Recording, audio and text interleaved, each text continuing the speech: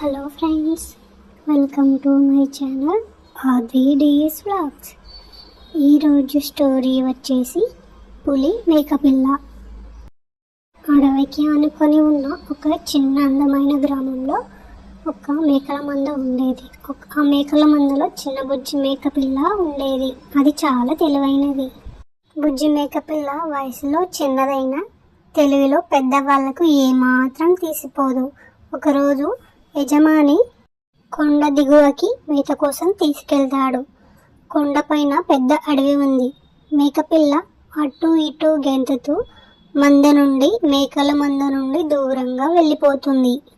దట్టమైన అడవిలోకి వచ్చేసానని తెలుసుకున్న బుజ్జి మేకపిల్ల తన తప్పు తెలుసుకొని తిరిగి రావాలని అనుకుంది.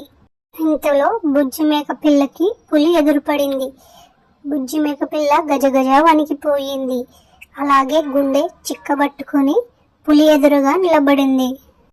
పులి మేకపిల్ల మీదకి దూకడానికి సిద్ధం కాగానే మేకపిల్ల ఇలా అంటుంది, పులిరాజా, ఆగండి. మీకు నేను 3 నిజాలు చెప్తాను.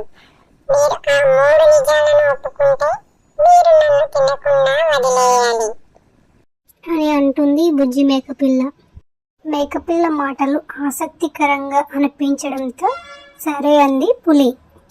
నువ్వు మిగతా పులులతో నాకు ఈరోజు ఒక మేకపిల్ల ఎదురుపడింది, అయినా కూడా చంపకుండా వదిలేశాను అని నువ్వు చెబితే ఏది నమ్మవు.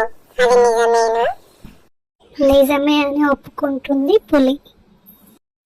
నేను వెళ్ళి మా మేకలతో ఈరోజు ఒక పులి ఎదురుపడింది, అయినా కూడా నన్ను చంపకుండా వదిలేసింది అని చెప్తే ఎవరు నమ్మరు. ఇది నిజమేనా అని అడుగుతుంది మేకపిల్ల. పులి అవును నిజమే అని సమాధానం ఇస్తుంది. మేకపిల్ల మళ్ళీ ఇలా అంటుంది, ఇక 3వ నిజం. నేను నీ ముందు చాలా సేపటి నుండి నిలబడి ఉన్నాను.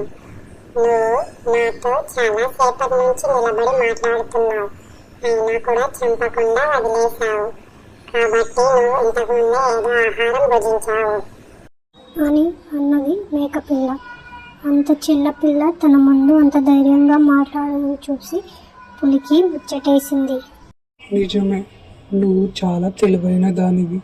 నిన్ను తినకుండా వదిలేస్తున్నాను, వెళ్ళిపో అని అంది పులి. అమ్మయ్య, బతికిపోయా. ఇంకెప్పుడు అమ్మని వదిలి వచ్చేయకూడదు అని అనుకుంటూ అమ్మ దగ్గరికి పరిగెత్తింది చిన్న బుజ్జి మేకపిల్ల. అమ్మను ఆనందంతో కౌగిలించుకుంది. తర్వాత ఇద్దరు ఇంటికి వెళ్ళిపోయారు. ఈ స్టోరీ మీకు నచ్చినట్టయితే లైక్ చేయండి, షేర్ చేయండి, సబ్స్క్రైబ్ చేసుకోండి.